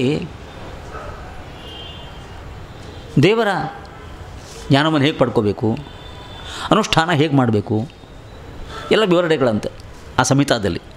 ಸಾತ್ವತ ಸಂಹಿತ ಅಂತ. ಆ ಸಾತ್ವತ ಸಂಹಿತಾದಲ್ಲಿ ಹೇಳಿದಂತೆ ಜ್ಞಾನ ಸಂಪಾದನೆ ಮಾಡುವರು, ಅನುಷ್ಠಾನ ಮಾಡುವವರು ಅವರಿಗೆ ಸಾತ್ವತರು ಅಂತ ಹೆಸರು ಬಂತಂತೆ ಬಹಳ ಪ್ರಾಚೀನ ಕಾಲದಲ್ಲಿ ಅಂತ. ಅಂಥ ಸಾತ್ವತರು ಯಾರೋ ಅವರಿಗೆ ಶುದ್ಧ ಜ್ಞಾನವನ್ನು ಕೊಡುವವನು ನೀನು ಅಂತ ಶುಕಾಚಾರ ಅನುಸಂಧಾನ. ಸಾತ್ವತರಿಗೆ ಶುದ್ಧ ಜ್ಞಾನವನ್ನು ಕೊಡುವವನು ಋಷಭಾಯ ಸಾತ್ವತಾಂ ವಿದೂರ ಕಾಷ್ಠಾಯ ಮುಹುಕ್ಕುಯೋಗಿನಾಂ. ಅದರ ಆಪೋಸಿಟ್ ಹೇಳ್ತಾರೆ ಕುಯೋಗಿಗಳು, ಕೆಟ್ಟ ಯೋಗಿಗಳು ಅಂತ. ಕುಯೋಗಿಗಳು ಅಂದರೆ ಸನ್ಮಾರ್ಗದಲ್ಲಿ ಹೋಗದೇ ಇರೋರು, ದುರ್ಮಾರ್ಗದಲ್ಲೇ ಹೋಗೋರು, ಸನ್ಮಾರ್ಗದಲ್ಲಿ ಹೋಗದೇ ಇರೋರು ಅವರು ಕುಯೋಗಿಗಳು ಅಂತ. ನಾನಾ ಯೋಗ ಸಾಧನೆಗಳನ್ನು ಕಲ್ತ್ಕೊಂಡವ್ರು ಬಹಳ ಜನ ಇದ್ಬಿಟ್ಟಿದ್ದಾರೆ ಜಗತ್ತಿನಲ್ಲಿ. ನಾಗಾ ಸಾಧುಗಳು ಲಕ್ಷ ಇದ್ದಾರೆ. ಏನೋ ಒಂದು ಯೋಗ ಮಾರ್ಗ ಕಲ್ತ್ಕೊಂಡ್ಬಿಟ್ಟಿದ್ದಾರೆ, ಏನೋ ಸಿದ್ಧಿ ಇದೆ ಅವರಿಗೆ. ಆದರೆ ಅದು ಭಗವತ್ ಸಾಕ್ಷಾತ್ಕಾರದ ಯೋಗ ಮಾರ್ಗ ಅಲ್ಲ, ಅದು ಯೋಗ ಸಿದ್ಧಿ ಇದೆ ಅವರಿಗೆ, ಯೋಗಿಗಳವರು. ಅದಕ್ಕೆ ಆ ಯೋಗಿಯನ್ನು ಎಡಗಡೆಗೆ ಕು ಹಾಕ್ಕೊಳ್ಬೇಕು, ಕು ಯೋಗಿಗಳು ಅಂತ, ಕೆಟ್ಟ ಯೋಗಿಗಳು ಅಂತ ಅರ್ಥ. ಸನ್ಮಾರ್ಗದಲ್ಲಿ ಇಲ್ಲದ ಯೋಗಿಗಳು ಅಂತ ಅರ್ಥ, ಕುಯೋಗಿಗಳು ಅಂತ. ಸ್ಮಶಾನದಲ್ಲಿ ಶವದ ಮುಂದೆ ಉಪಾಸನೆ ಮಾಡೋ ಯೋಗಿಗಳಿದ್ದಾರೆ. ಹಾಗೆ ಮಾಡಿ ಒಂದು ಶಕ್ತಿ ಗಳಿಸ್ಕೊಳ್ತಾರೆ. ಶಕ್ತಿ ಗಳಿಸ್ಕೊಂಡು ಆಮೇಲೆ ಜನಗಳ ಮುಂದೆ ಏನೇನೋ ಆ ಶಕ್ತಿ ತೋರಿಸ್ತಾರೆ. ನಿಮ್ಗೆ ಹಾಗೆ ಮಾಡ್ತೀವಿ ಹೀಗೆ ಮಾಡ್ತೀವಿ ಅಂತೆಲ್ಲ ಏನೇನೋ ಮಾಡ್ತಾರೆ. ಇಂಥ ಕುಯೋಗಿಗಳು ಎಷ್ಟು ಜನ ಇದ್ದಾರೋ ಏನೋ ಜಗತ್ತಿನಲ್ಲಿ. ಇಂಥ ಕುಯೋಗಿಗಳಿಗೆ ಪರಮಾತ್ಮನ ದಿಕ್ಕೇ ಗೊತ್ತಾಗೋದಿಲ್ವಂತೆ.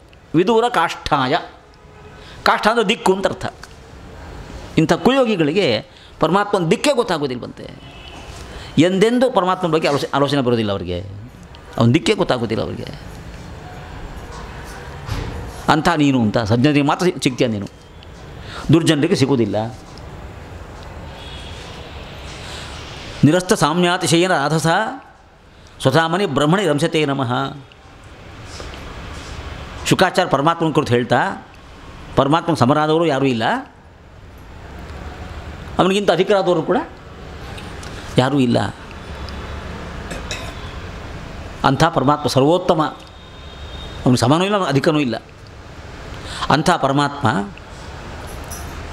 ತನ್ನದೇ ಸಾಮರ್ಥ್ಯದಿಂದ ಸ್ವರಮಣ ತನ್ನೊಳಗೆ ತಾನು ಸುಖವಾಗಿದ್ದಾನೆ. ತಾನು ಸುಖವಾಗಿರಲಿಕ್ಕೆ ಯಾರೂ ಬೇಕಾಗಿಲ್ಲ. ಲಕ್ಷ್ಮೀದೇವಿ ಪತ್ನಿಯಿಂದ ಪ್ರಸಿದ್ಧಿ, ಅವಳು ಬೇಕಾಗಿಲ್ಲ. ಲಕ್ಷ್ಮೀದೇವಿನೂ ಬೇಕಾಗಿಲ್ಲ. ತನ್ನೊಳಗೇ ಒಂದು ಸುಖ ಇದೆ, ಅದನ್ನು ಅನುಭವಿಸ್ಕೊಳ್ತಾ ಇದ್ದಾನೆ. ಅದಕ್ಕೆ ಸ್ವಧಾಮನಿ ರಂಸ್ಯತೆ ಶಬ್ದ ಅಷ್ಟೇ, ನಮ್ಗೆ ಗೊತ್ತಾಗಲ್ಲ ಏನು ಹಂಗಂದ್ರೆ ಅಂತ. ಪರಾವಲಂಬನೆ ಇಲ್ಲದೆ, ಸರ್ವಾತ್ಮನ ಪರಾವಲಂಬನೆ ಇಲ್ಲದೆ ಸುಖವಾಗಿರೋನು ನಾವು ಹಂಗಿದ್ದೀವ? ನಾವು ಎದ್ಕಿಂಚ ಸುಖವಾಗಿರಬೇಕು ಅಂದರೆ 100 ಪರಾವಲಂಬನೆ ಇದೆ. ಬ್ರಹ್ಮಾದಿ ದೇವತೆಗಳು ಆ ಪರಾವಲಂಬನೆ ಇದೆ. ಶ್ರೀಹರಿಗೆ ಮಾತ್ರ ಸುಖವಾಗಿರಲಿಕ್ಕೆ ಏನೇನೂ ಪರಾವಲಂಬನೆ ಇಲ್ಲಂತೆ. ದೊಡ್ಡ ಮಹಿಮೆ ಅಲ್ವಾ? ಏನೇನೂ ಪರಾವಲಂಬನೆ ಇಲ್ಲ, ಸುಖವಾಗಿದ್ದಾನೆ. ಇದನ್ನು ಹಾಕ್ಕೊಂಡು ನೋಡಿಬೇಕಾರೆ ಈಕ್ವೇಷನ್ನು. ಏನೇನು ಪರಾವಲಂಬನೆ, ಸುಖವಾಗಿದ್ದಾನೆ, ತುಂಬ ದೊಡ್ಡ ಮಹಿಮೆ. ಅದನ್ನು ಅನುಸಂಧಾನ ಮಾಡ್ಕೊಳ್ಬೇಕಂತೆ. ಶುಕಾಚಾರ ಅಂಥ ಮಹಿಮೆ ಅನುಸಂಧಾನ ಮಾಡ್ಕೊಳ್ತಾರೆ. ಪರಮಾತ್ಮನಿಗೆ ಪರಾವಲಂಬನೆ ಇಲ್ಲದೆ ಸುಖ ಇದೆ. ಸ್ವಧಾಮನಿ ಬ್ರಹ್ಮಣಿ ರಂಸತೆ ನಮಃ.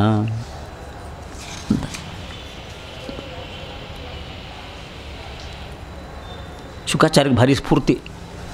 ಪರೀಕ್ಷಿತ್ ರಾಜ ಭಾಗವತ ಹೇಳಬೇಕು ಅಂತ ಕೇಳಿಬಿಟ್ಟಿದ್ದಾನೆ. ತುಂಬ ಹೇಳಬೇಕು ಅಂತ ಅವ್ರಿಗೆ ಸ್ಫೂರ್ತಿ, ತುಂಬ ಹೇಳಬೇಕು ಅನ್ನೋ ಸ್ಫೂರ್ತಿಯಲ್ಲಿ ಹೇಳಲಿಕ್ಕೆ ಆರಂಭ ಮಾಡಲಿಕ್ಕೆ ಮೊದಲೇ ಪರಮಾತ್ಮನ ಮಹಿಮೆ ಅನುಸಂಧಾನವನ್ನು ಗಾಢವಾಗಿ ಮಾಡ್ಕೊಳ್ತಾ ಇದ್ದಾರೆ, ಮೊದಲೇ ಮಾಡ್ಕೊಳ್ತಾ ಇದ್ದಾರೆ. ಈಗ ಹೇಳಿ ಶ್ಲೋಕ ಇಲ್ಲ, ಅದೇನೇ ಅನುಸಂಧಾನ ಮಾಡಿಕೊಂಡಿದ್ದು. ಇನ್ನೂ ಮುಂದಿದೆ. ಯತ್ಕೀರ್ತನಂ ಯಚ್ಶ್ರವಣಂ ಯದೀಕ್ಷಣಂ ಯದ್ವಂದನಂ ಯತ್ಸ್ಮರಣಂ ಯದರ್ಹಣಂ ಲೋಕಸ್ಯ ಸದ್ಯೋ ವಿಧನೋತಿ ಕಲ್ಮಷಂ ತಸ್ಮೈ ಸುಭದ್ರಶ್ರವಸೇ ನಮೋ ನಮಃ. ಪರಮಾತ್ಮನ ಕೀರ್ತನವನ್ನು ಮಾಡಿದರೆ, ಅವನ ಶ್ರವಣವನ್ನು ಮಾಡಿದರೆ, ಅವನನ್ನು ನೋಡಿದರೆ ನಮಗೆ ನೋಡಲಿಕ್ಕಾಗಲ್ಲ ಅಂತ. ನಾವೆಲ್ಲ ದೇವದರ್ಶನಕ್ಕೆ ಹೋಗಿದ್ವಿ ಅಂತ ಮಾತಾಡ್ಕೋತೀವಲ್ವ. ದೇವದರ್ಶನ ಆಯಿತು, ಚೆನ್ನಾಗಾಯಿತು, ಸುಲಭವಾಗಿ ಆಯಿತು, ಚೆನ್ನಾಗಾಯಿತು ಅಂತ. ಯಾರಿಗೆ ಚೆನ್ನಾಗಾಗುತ್ತೆ ದೇವದರ್ಶನ ಅಲ್ವಾ? ತಿರುಪತಿಗೆ ಹೋಗಿ ರಶ್ ಇಲ್ಲದೆ ಇದ್ದರೆ ದೇವದರ್ಶನ ಚೆನ್ನಾಗಾಯಿತು ಅಂತ ಅಂದ್ಕೊಂಡು ಬರ್ತೀವಲ್ವ. ದೇವರ ಪ್ರತಿಮೆಯ ದರ್ಶನ ಅಷ್ಟೆ. ದೇವರ ದರ್ಶನ ಅಂದರೆ ದೇವರ ಪ್ರತಿಮೆಯ ದರ್ಶನ ಅಷ್ಟೆ. ಎಲ್ಲಿ ಮಾಡಿದರೂ ಅಷ್ಟೇ.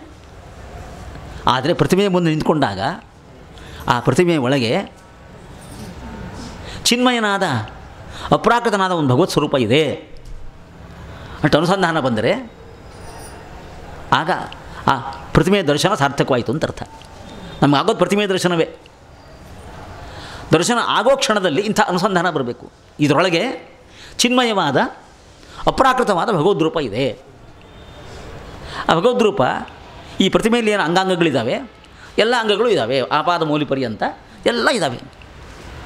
ಇಂಥ ಆಪಾದ ಮೂಲಿ ಪರ್ಯಂತ ಅಪ್ರಾಕೃತ ಚಿನ್ಮಯ ಅಂಗಗಳನ್ನು ಹೊಂದಿರತಕ್ಕಂಥ ಪರಮಾತ್ಮ ಒಳಗಿದ್ದಾನೆ ಅಂತ ಅನುಸಂಧಾನ ಮಾಡಿಕೊಳ್ತಾ ಆ ಪ್ರತಿಮೆಯನ್ನು ನೋಡಿದರೆ ದೇವರ ದರ್ಶನ ಆಯಿತು ಅಂತ ಅರ್ಥ.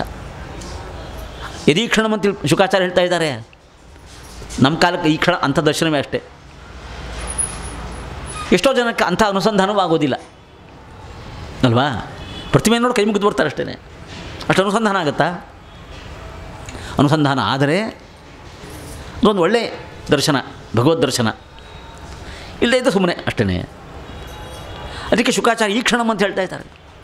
ಭಗವದ್ ದರ್ಶನ, ವಂದನ, ಸ್ಮರಣ, ಅವನ ಅರ್ಚನೆ, ಅರ್ಘ್ಯಪಾದ್ಯಾದಿಗಳನ್ನು ಕೊಟ್ಟು ಅರ್ಚನೆ. ನಿತ್ಯ ದೇವ್ರ ಪೂಜೆ ಮಾಡೋ ಅಭ್ಯಾಸ ಇಟ್ಕೊಂಡವ್ರು ಇರ್ತಾರೆ.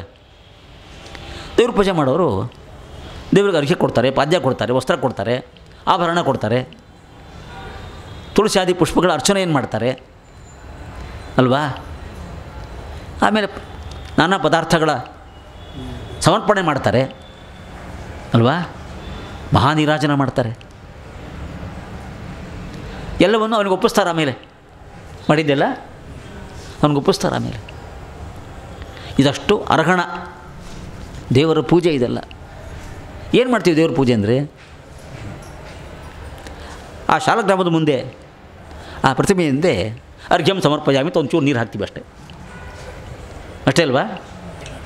ಅಷ್ಟೇ. ಅರ್ಘ್ಯಂ ಸಮರ್ಪ ನೀರು ಹಾಕ್ತೀವಿ ಅಷ್ಟೇ.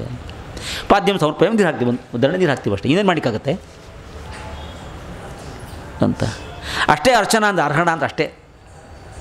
ಅಷ್ಟೇ ಮಾಡಿದರೂ ಕೂಡ ಪರಮಾತ್ಮ ಪ್ರೀತನಾಗ್ತಾನೆ ಅಂತ ಶುಕಾಚಾರ್ಯ ಉಪದೇಶ, ಶಾಸ್ತ್ರಗಳ ಉಪದೇಶ. ಏನು ಉಪಯೋಗ ಇದನ್ನೆಲ್ಲ ಮಾಡಿ? ಜಡ ವಸ್ತುಗಳು, ಶಾಲಗ್ರಾಮ, ಪ್ರತಿಮೆ, ಜಡ ವಸ್ತುಗಳು, ಅವುಗಳ ಮುಂದೆ ಕೂತ್ಕೊಂಡು ಹೀಗೆಲ್ಲ ಮಾಡಿ ಏನು ಉಪಯೋಗ ಅಂತ ಯಾರಿಗಾದರೂ ಪ್ರಶ್ನೆ ಬಂದರೂ ಬಂದೀತು ಅಲ್ವಾ? ಉತ್ತರ ಇಲ್ಲಿದೆ. ಆ ಪ್ರತಿಮೆಗಳ ಮುಂದೆ, ಆ ಶಾಲಗ್ರಾಮಗಳ ಮುಂದೆ ಶಾಸ್ತ್ರೋಕ್ತವಾದ ರೀತಿಯಲ್ಲಿ ಹೀಗೆಲ್ಲ ಮಾಡಿದರೆ ಪರಮಾತ್ಮ ಸ್ವೀಕಾರ ಮಾಡ್ತಾನಂತೆ.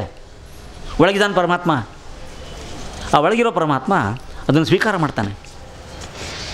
ಸ್ವೀಕಾರ ಮಾಡಿದಾಗ ಈ ಥರ ಅರ್ಚನೆ ಮಾಡಿ ಎಲ್ಲವನ್ನೂ ನಿವೇದನೆ ಮಾಡಿದವನ ಎಲ್ಲ ದೋಷಗಳನ್ನು ಪರಿಹಾರ ಮಾಡ್ತಾನೆ. ಎಲ್ಲ ದೋಷಗಳ ಪರಿಹಾರವನ್ನು ಮಾಡ್ತಾನೆ. ಯದರ್ಹಣಂ ಲೋಕಸ್ಯ ಸದ್ಯ ವಿಧುನೋತಿ ಕಲ್ಮಷಂ. ಇಂಥ ಅರ್ಚನೆಯನ್ನು ಮಾಡಿದರೆ ಮಾಡುವವರ ದೋಷಗಳನ್ನು ಪರಿಹಾರ ಮಾಡ್ತಾನೆ. ಅಂಥ ದೋಷಗಳ ಪರಿಹಾರ ಆಗಲಿ ಅಂತ ಅಪೇಕ್ಷೆಯಿಂದ ಇಂಥ ಭಗವಂತನ ಪೂಜೆಯನ್ನು ಮಾಡಬೇಕು. ನಮ್ಮ ಮನೆಗೆ ಯಾರು ನಮ್ಗೆ ಬೇಕಾದವ್ರು ಬಂದರೆ ಅವ್ರಿಗೆಲ್ಲ ಒಂದು ಸತ್ಕಾರ ಮಾಡ್ತೀವಿ ನಾವು. ದೇವರು ನಮ್ಗೆ ಬೇಕಾದವನು ಗೊತ್ತಿರ್ಬೇಕು ನಮಗೆ.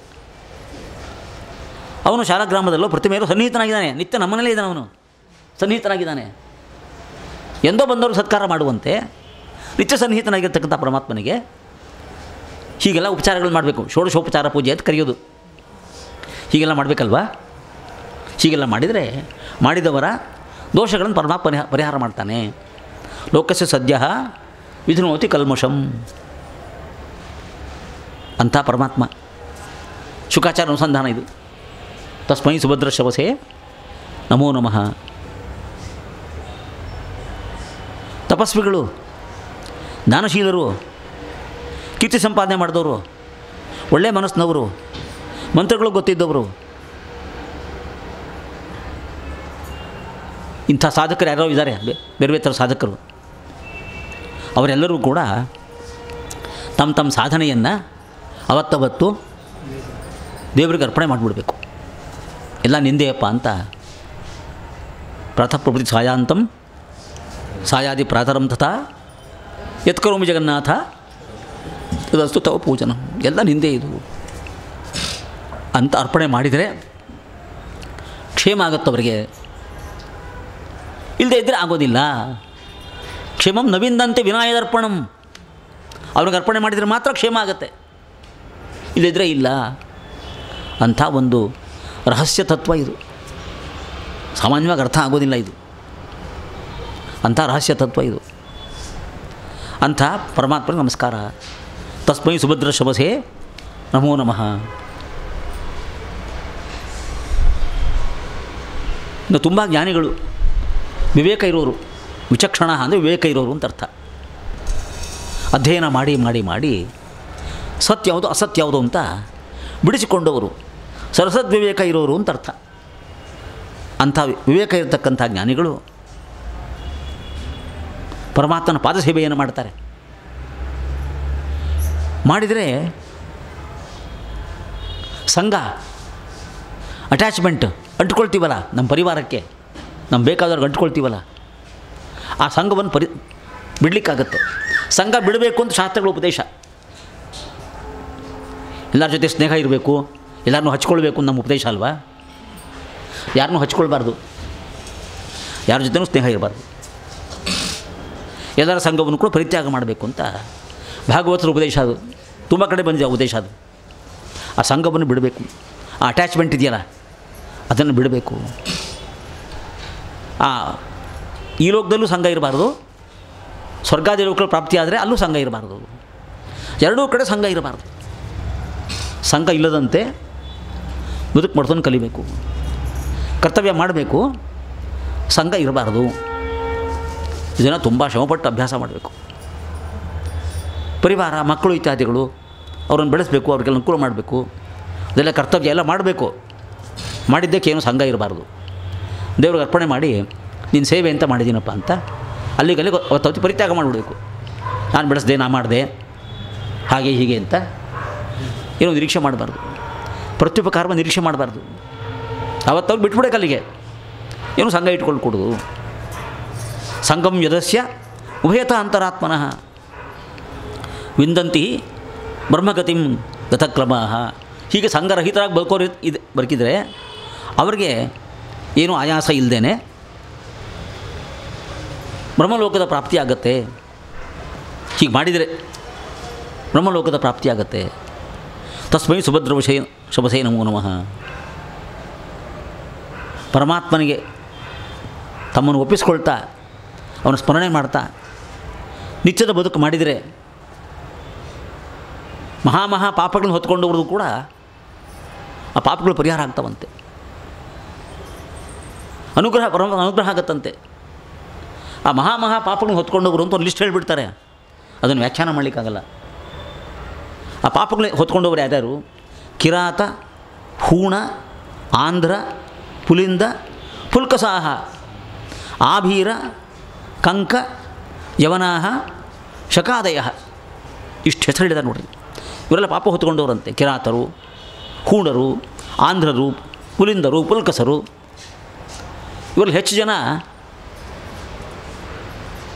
ವರ್ಣಸಾಂಕರ್ಯದಿಂದ ಹುಟ್ಟಿದವರಂತೆ. ವರ್ಣಸಾಂಕರ್ಯದಿಂದ ಹುಟ್ಟಿದವರು. ವರ್ಣಸಾಂಕರ್ಯ ಮಾಡಬಾರ್ದು ಅಂತ ಶಾಸ್ತ್ರಗಳ ಉಪದೇಶ ಇರೋದು. ವರ್ಣಸಾಂಕರ್ಯದಿಂದ ಹುಟ್ಟಿದವರು ಬೆಳೆದು ಬಿಟ್ಟರೆ ಅವ್ರು ಈ ವರ್ಗಕ್ಕೆ ಸೇರ್ತಾರಂತೆ ಹೆಚ್ಚು ಜನ. ಯಾವ ಥರ ಸಾಂಕರ್ಯ ಅದು ಹೇಗೆ ಅಂತ ಅದಕ್ಕೆ ಆ ಶಬ್ದಗಳು ಹೇಳಿದ್ದಾರೆ. ಅದಕ್ಕೆ ಧರ್ಮಶಾಸ್ತ್ರ ನೋಡಬೇಕು ಅದಕ್ಕೆಲ್ಲ. ಹೀಗೆ ವರ್ಣಸಾಂಕರ್ಯದಿಂದ ಹುಟ್ಟಿದವರು ಈ ಆಂಧ್ರರು, ಪುಲಿಂದರು, ಪುಲ್ಕಸರು ಇಂಥವರೆಲ್ಲ. ಕಾಡಿನಲ್ಲೇ ವಾಸ ಮಾಡಿಕೊಂಡು ಬೇಟೆ ಮಾಡಿಕೊಂಡು ಪ್ರಾಣಿ ಹಿಂಸೆ ಮಾಡ್ಕೊಂಡು ಬದುಕೋರು ಅವರಿಗೆ ಕಿರಾತರು ಅಂತ ಹೆಸರು. ರುದ್ರದೇವರು ಕಿರಾತ ವೇಷ ಹಾಕ್ಕೊಂಡಿದ್ರಂತೆ ಅಲ್ವಾ? ಕಿರಾತರು ಅಂತ. ಇವರೆಲ್ಲ ತುಂಬ ಪಾಪಗಳನ್ನು ಹೊತ್ಕೊಂಡವರು. ಇಂಥ ಪಾಪ ಹೊತ್ಕೊಂಡವರು ಕೂಡ ಯಥಾಪಾಶ್ರಯಾಶ್ರಯಾತ್ ಶುದ್ಧಂತಿ. ದೇವರ ಪಾದವನ್ನು ಆಶ್ರಯಿಸಿದರೆ, ದೇವರ ಭಕ್ತರ ಪಾದವನ್ನು ಆಶ್ರಯಿಸಿದರೂ ಕೂಡ ಎಲ್ಲ ಪಾಪಗಳು ಹೋಗ್ತವೆ. ಅಂಥವ್ರ ಮಹಾಪಾಪಗಳು ಕೂಡ ಹೋಗ್ತವೆ. ಅಂಥ ಮಹಾಸಮರ್ಥ ಪರಮಾತ್ಮ, ಅವನಿಗೆ ನಮಸ್ಕಾರ ಅಂತ. ಶುಕಾಚಾರ ಅನುಸಂಧಾನ ಇವೆಲ್ಲ ನಿತ್ಯಾನುಸಂಧಾನ ಮಾಡ್ಕೊಳ್ಳೋರು ಇಂಥ ಒಂದು 10 ಶ್ಲೋಕ ನಿತ್ಯ ಪಾರಾಯಣ ಮಾಡಿದ್ರೆ ಸಾಕು. ಅರ್ಥಾನುಸಂಧಾನ ಮಾಡ್ಕೊಳ್ತಾ ದೇವರ ಮಹಿಮೆ ಇದೆಲ್ಲ ಅನುಸಂಧಾನ ಮಾಡಿಕೊಂಡ್ರೆ ಸಾಕು. ಇಂಥ ಪರಮಾತ್ಮ ಆತ್ಮವತಾಂ ಅಧೀಶ್ವರ. ಒಳ್ಳೆಯ ಜ್ಞಾನ ಸಂಪಾದನೆ ಮಾಡಿದವರಿಗೆ ಅವನು ಈಶ್ವರ ಆಗಿರ್ತಾನೆ. ತ್ರಯೀಮಯ, ಧರ್ಮಮಯ, ತಪೋಮಯ. ಅವನು ಹಾಗಾಗಿರ್ತಾನಂತೆ. ತ್ರಯೀಮಯ, ಧರ್ಮಮಯ, ತಪೋಮಯ ಅಂತ. ತ್ರಯೀಮಯ, ಧರ್ಮಮಯ, ತಪೋಮಯ ಅಂದರೆ ವೇದಾನುಸಾರಿ ಜೀವನ ಮಾಡೋನು ತ್ರಯೀಮಯ. ಹೆಚ್ಚು ತಪಸ್ ಮಾಡ್ಕೊಂಡು ಜೀವನ ಮಾಡೋನು ತಪೋಮಯ. ಧರ್ಮಕ್ಕೆ ಅನುಗುಣ ಜೀವನ ಮಾಡೋನು ಧರ್ಮಮಯ. ಅವ್ರಿಗೆಲ್ಲ ಅನುಗ್ರಹ ಮಾಡೋನು. ಅಂಥವ್ರಿಗೆ ಅನುಗ್ರಹ ಮಾಡ್ತಾನೆ. ಅನುಗ್ರಹ ಮಾಡ್ತಾನಾದ್ದರಿಂದ ಅಂಥ ಪರಮಾತ್ಮನಿಗೆ ತ್ರಯೀಮಯ, ಧರ್ಮಮಯ, ತಪೋಮಯ ಅನ್ನೋ ಶಬ್ದಗಳನ್ನು ಆಡಿದ್ದಾರೆ ಶುಕಾಚಾರ್ಯರು. ಚತುರ್ಮುಖ ಬ್ರಹ್ಮದೇವರು, ರುದ್ರದೇವರು ಇಂಥ ದೊಡ್ಡವರು ಈ ಪರಮಾತ್ಮ ಸೇವೆಯನ್ನು ಮಾಡ್ತಾರೆ. ಮಾಡಬೇಕಾದ್ರೆ ಅದರಲ್ಲಿ ಏನೂ ಕಪಟ ಇಲ್ಲ. ಗತವ್ಯಲೀಕೈ ಅಜಶಂಕರಾದಿಭಿ ವಿತರ್ಕ್ಯಲಿಂಗ. ಏನೂ ಕಪಟ ಇಲ್ಲಿರತಕ್ಕಂಥ ರುದ್ರದೇವರು, ಬ್ರಹ್ಮದೇವರು ಇಂಥವರೆಲ್ಲ ಅವನ ಚಿಂತನೆಯನ್ನು ಮಾಡ್ತಾರಂತೆ. ತುಂಬ ಕಷ್ಟಪಟ್ಟು ಅರ್ಥ ಮಾಡ್ಕೋತಾರಂತೆ ಅಂತ. ಇಂಥ ಪರಮಾತ್ಮ ಅವನ ಅನುಗ್ರಹ ನಮಗೆಲ್ಲ ಆಗಬೇಕು ಅಂತ ಹೇಳ್ತಾ ಹೋಗ್ತಾರೆ. ಇನ್ನೂ ಮುಗ್ದಿಲ್ಲ. ಶುಕಾಚಾರ ಮಾಡೋ ಮಂಗಳಾಚರಣೆ ಇನ್ನೂ ಮುಗ್ದಿಲ್ಲ. ಸಮಯ ಆಯಿತು ಅಂತ ತಿಳಿಸ್ತಾ ಇದ್ದೀನಿ. ಶ್ರೀಕೃಷ್ಣಾರ್ಪಣಮಸ್ತು. ಹಾಂ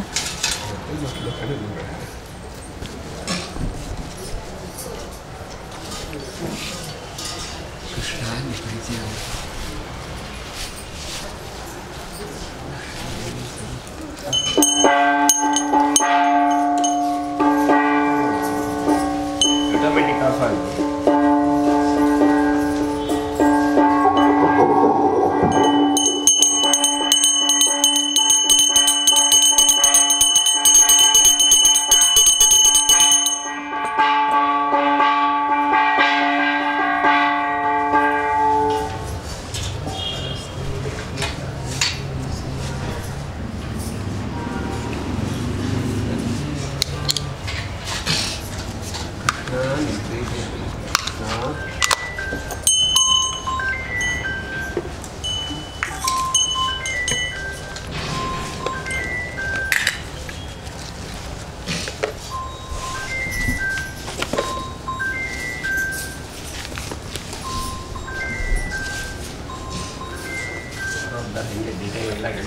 ಹಾಂ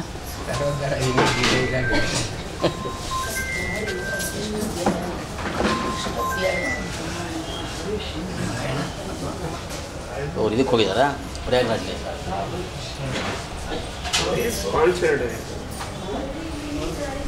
ನಮ್ಮ ತಮ್ಮ ಫ್ರೆಂಡ್ಸ್ ಎಲ್ಲ ಹೋಗಿದ್ರಂತೆ. ಎಲ್ಲೂ ಏನು ತೊಂದರೆ ಆಗಿಲ್ಲ, ತುಂಬ ಚೆನ್ನಾಗಾಯ್ತು. ಸ್ನಾನ ಎಲ್ಲ ಚೆನ್ನಾಗಾಯ್ತು, ಎಲ್ಲೂ ತೊಂದರೆ ಆಗಿಲ್ಲ.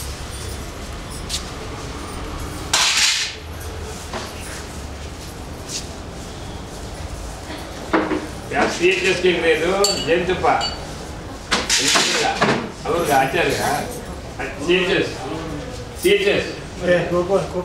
CHS ನಿಮಗೆ ಜೇನುತುಪ್ಪ ನಂಬಲಿಕ್ಕಾಗಲ್ಲ. ಯಾವ ಜೇನುತುಪ್ಪ ನಮ್ಗೆ ನಂಬಿಕೆ ಇಲ್ಲ. ಪ್ರಕೃತಿ ಆದರೆ ನಂಬಿ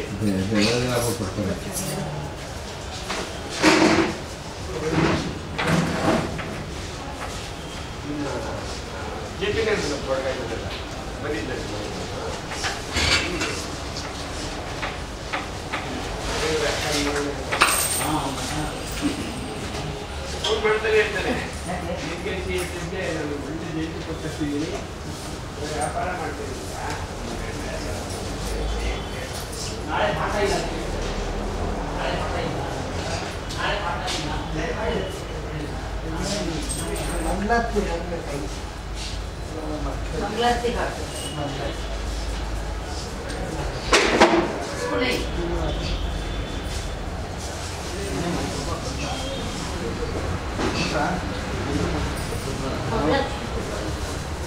ತೆಗೆದಾಗೋಯ್ತು